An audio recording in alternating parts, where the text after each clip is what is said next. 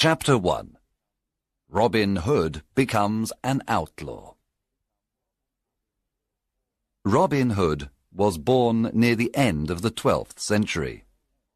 His real name was Robert. He was the son of the Earl of Huntingdon. At that time, England had many problems. King Richard was away on a crusade in the Holy Land. He was away many years. His brother, John, became king. He was a cruel and greedy king. His men were arrogant and brutal. The poor people of England suffered a lot.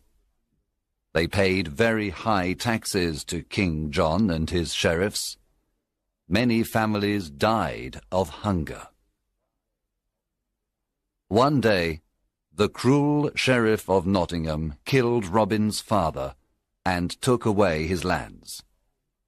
Young Robin lost his father, his home, his lands, and all his possessions. He escaped to Sherwood Forest with his loyal servants. They decided to live as free men in the forest. They didn't want to be slaves of King John. However, the king considered them outlaws. When Robin and his men reached Sherwood Forest, they sat down to rest. Robin Hood smiled at his loyal servants. Then he said to them, "My friends, Sherwood Forest is our new home. Now we are free, but we are outlaws. Everyone in the kingdom is against us." "Master, we are not afraid because you are with us," said Much. "Yes, I will stay with you, but you must do what I tell you. We must not become robbers. We must never harm the poor, the old, women or children. We must respect and protect them. We take only from rich merchants, noblemen, and fat churchmen. Here is my plan. When rich travelers come into Sherwood Forest, we invite them to eat with us. Then they must pay for their food. They must give us half of everything they have. We then give this money to the poor. Do you promise to do what I tell you?" Yes, we do, they cried. Robin and the outlaws lived in caverns in the forest. The caverns were a perfect hiding place. They were warm and dry in the winter. In the summer, they were cool. They were happy in the forest. They all wore green clothes and carried bows and arrows. Robin had a horn to give signals. Soon other honest men joined the outlaws of Sherwood Forest, Nat, Will Scarlet, and others. The outlaws were excellent archers. Robin Hood became the best archer in the region. In the forest, Robin and his men practiced with their bows and arrows. Chapter 2. Robin meets Little John. One day, Robin came to a stream with a small bridge. When he began to cross it, he heard a loud voice say, "I want to cross the stream first."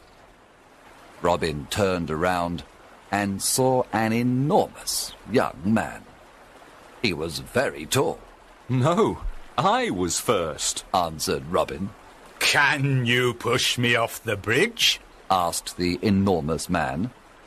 He was holding a wooden staff. Robin cut a long branch from a tree and made a staff.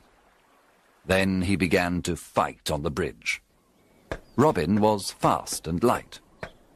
But soon the enormous man pushed Robin into the water. He was very strong.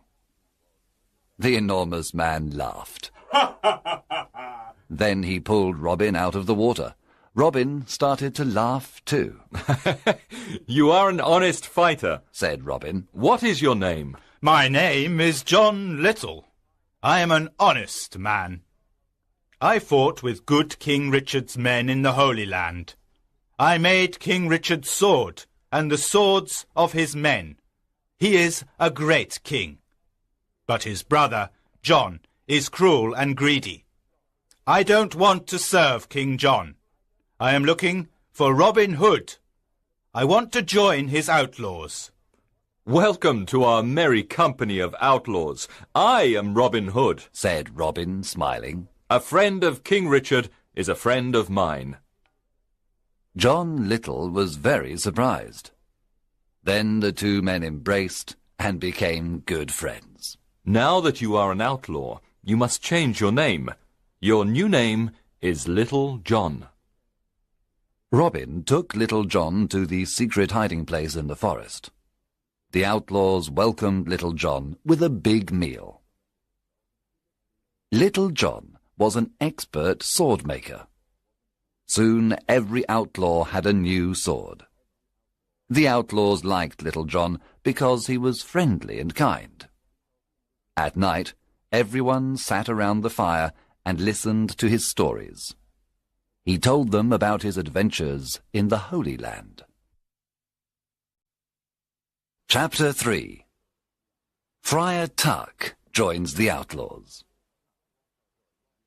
Will Scarlet told Robin that a big, fat man lived in a cavern near a river in Sherwood Forest. One day, Robin decided to meet him. He went to the river and saw a fat friar who was fishing. "Good morning, young man," said the friar. Good day, answered Robin Hood. You are fishing in an outlaw river. The fish you catch are mine. You can fish here today, but only if you carry me across the river. The friar did not like what Robin said, so he looked at him and said, "I can carry you across the river. You are very thin. Can you carry me across the river?" Robin was surprised to hear this. Of course, I can carry you. I am thin, but I am very strong. Robin lifted the enormous friar with great difficulty. Then he carried him across the river. You are very heavy, friar, but I can carry you, said Robin. At the other side of the river, Robin said, Now, you must carry me back. The friar started to carry Robin Hood across the river. But when they arrived at the middle of the river, the friar stopped. He sniffed Robin and said, "Goodness, you smell like an old rat. You need a good cold bath." And so the friar threw Robin into the cold water. He laughed loudly and then pulled Robin to the riverbank. Robin was angry at first. Then he smiled and said, You were right. I needed a bath. I feel better now. My good friar, you are free to fish in this river when you want. "Let us shake hands before I go away," said the friar. Oh, don't go away, said Robin.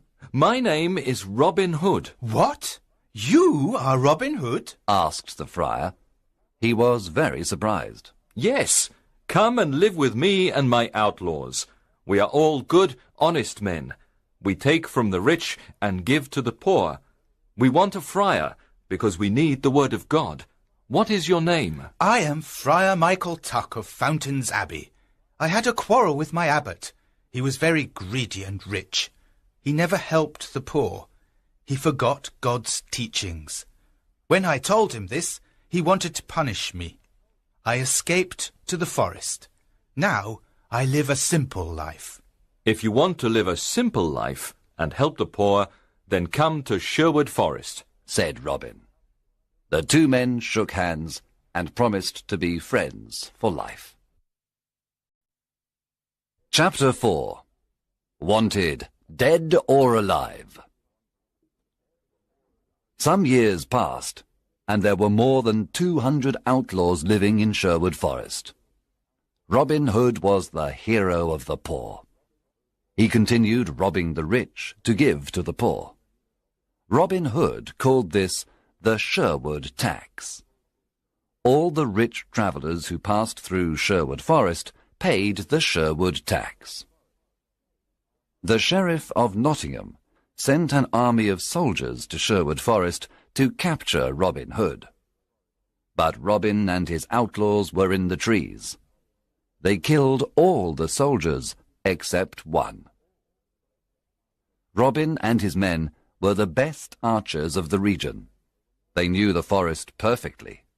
They were never afraid of fighting the soldiers of the wicked Sheriff of Nottingham. It was impossible to stop Robin Hood. The sheriff was furious because the people laughed at him. He was never able to capture Robin Hood. King John was furious too. His subjects loved King Richard and hated him. One day, King John stood on the castle walls. He spoke to all his people. He said, "We must capture Robin Hood and his outlaws. They are our enemy. I can pay 100 pieces of gold for Robin Hood, dead or alive. Bring me that outlaw." From that day on, Robin's life was in great danger. Chapter 5. Robin meets Maid Marian. When Robin Hood was a boy, his best friends were Marian Fitzwater and her brother Mark. Robin played with them and taught them to use the bow and arrow. He also taught them to fight with the sword. Robin loved only Maid Marian, and she loved only him. One spring day, Marian's father, Lord Robert Fitzwater of Malaset, said to her, "Marian, you are a beautiful maid. Soon you must marry. There is a very rich nobleman who wants to marry you." "What is his name?" Marian asked. "His name is Sir Guy of Gisborne, a good friend of the Sheriff of Nottingham." When Marian heard this, she was very unhappy. This was terrible.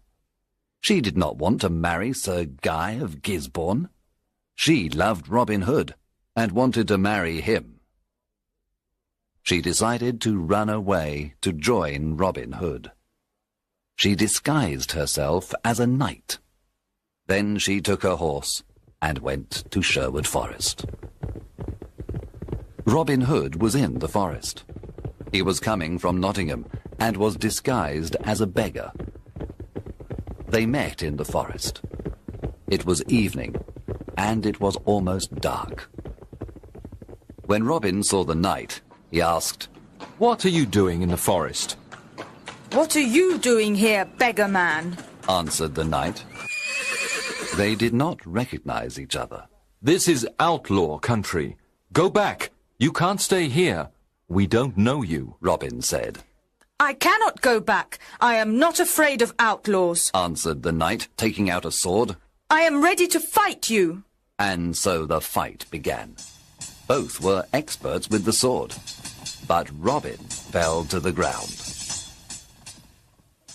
The knight said, "Now take me to your leader. Take me to Robin Hood." She took off her helmet, and Robin was very surprised. It was his dear Marian. Robin took off his beggar clothes. Marian recognized Robin. She too was very surprised. Then they kissed. There was great happiness in Sherwood Forest that evening. Marian and Robin were finally together. Friar Tuck married them after a few days. There was a big wedding celebration in the forest. Maid Marian was now part of Sherwood Forest. She was gentle and kind to all. Everyone loved her. Chapter 6. The Sheriff's Ride. Robin Hood's fame was everywhere. The people called him Saint Robin and Robin, Sheriff of Sherwood Forest.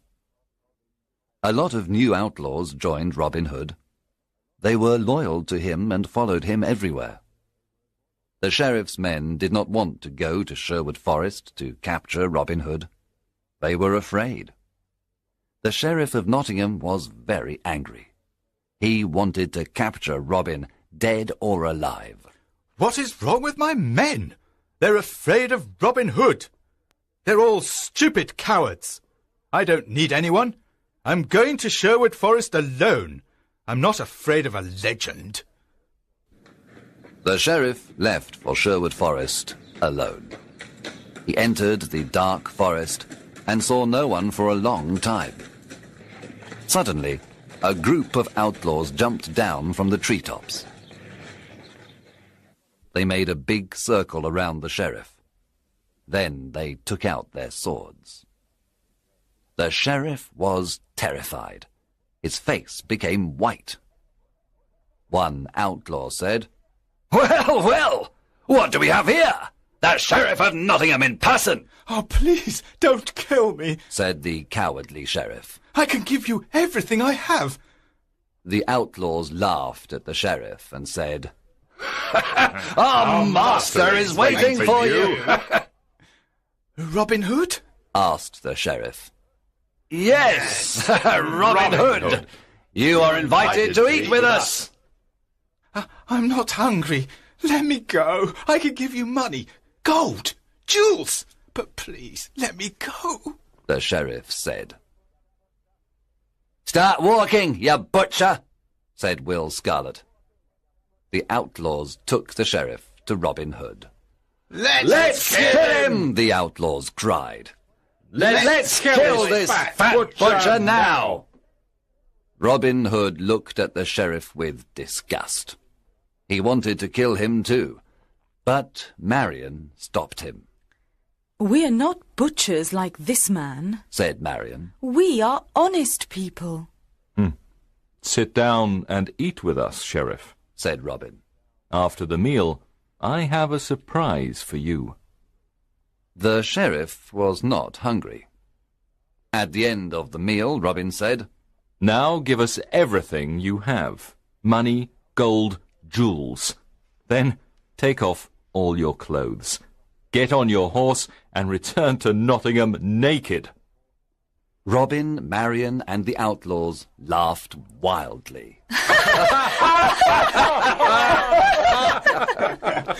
The sheriff got on his horse and returned to Nottingham. He was very cold and very angry. I must capture that Robin Hood and destroy him, shouted the sheriff. When he reached Nottingham, the people saw him naked. Everyone looked at him. They pointed at him and laughed loudly. Long live Robin Hood, the Sheriff of Sherwood Forest! They cried.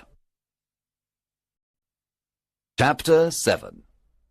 The Silver Arrow.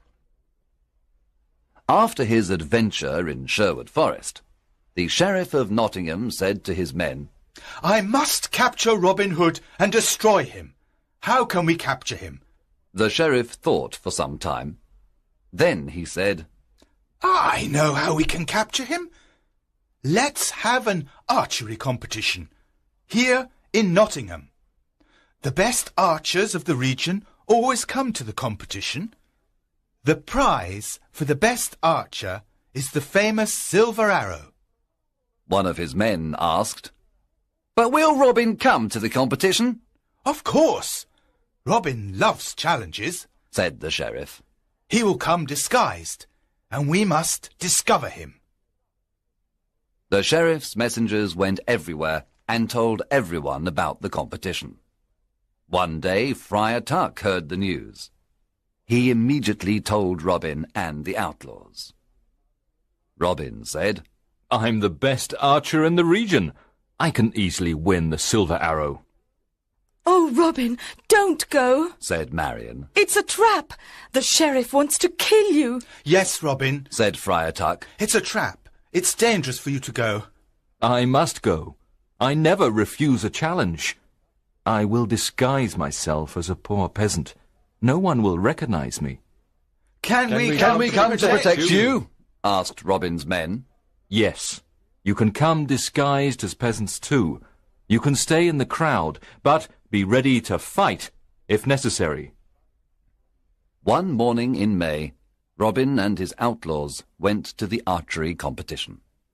When they arrived in Nottingham, the castle square was full of people. An archery competition was a special event. There were musicians, acrobats, children, lords and ladies. There were colourful flags everywhere. All around the castle square, there were difficult targets. There were many excellent archers at the contest. They all tried to hit the targets. But the best archer was the peasant in the red cloak and hood. He hit all the most difficult targets. The crowd shouted with joy. He was the winner. The sheriff was silent. He knew that the peasant with the red cloak and hood was Robin. Guards! Stop that peasant in the red cloak! Cried the angry sheriff. He is our enemy, Robin Hood, the outlaw! The sheriff's guards ran to capture Robin. But Robin's men attacked the guards. There was a lot of fighting. Robin and his men killed or injured most of the sheriff's men. Then they quickly left Nottingham and returned to Sherwood Forest. When they arrived, they celebrated their victory. Chapter 8. Alan a Dale. Robin and Marion were walking through the forest when they saw a young man sitting near a river. He was playing a lyre and singing a sad song. Who are you, and why are you singing this sad song? Asked Robin. My name is Alan of Barnesdale, but people call me Alan a Dale. I am very unhappy because I love a girl called Alice. She loves me too, but her father wants her to marry a rich old baron. The marriage is tomorrow at Papelwick Church. The young man was so unhappy that he started to cry. Robin and Marion looked at each other. Marion remembered her similar situation some time ago. Then Robin said, I want to help you, Alan a Dale. I have a plan. Come with me. Early the next morning, Robin sent his best archers to Papelwick. They hid inside the church and all around it. Robin, Friar Tuck, and Alan a Dale disguised themselves as simple peasants. Then they went to Papelwick. They entered the church and sat down.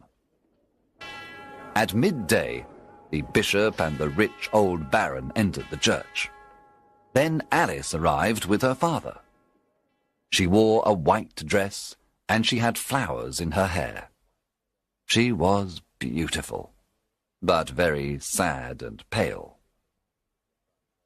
When the bishop began the marriage ceremony, Robin stood up and said, My lord, an ugly old man cannot marry this beautiful young woman.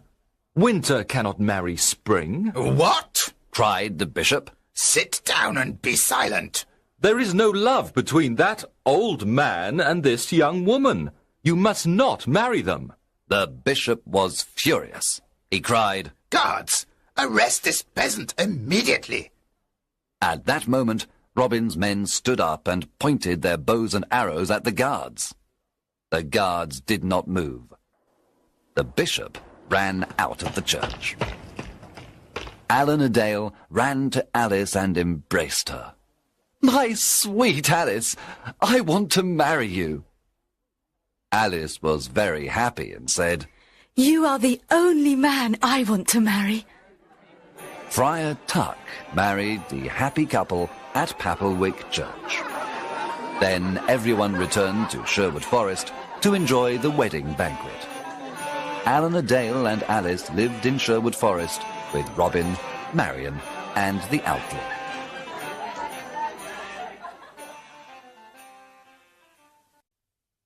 Chapter 9.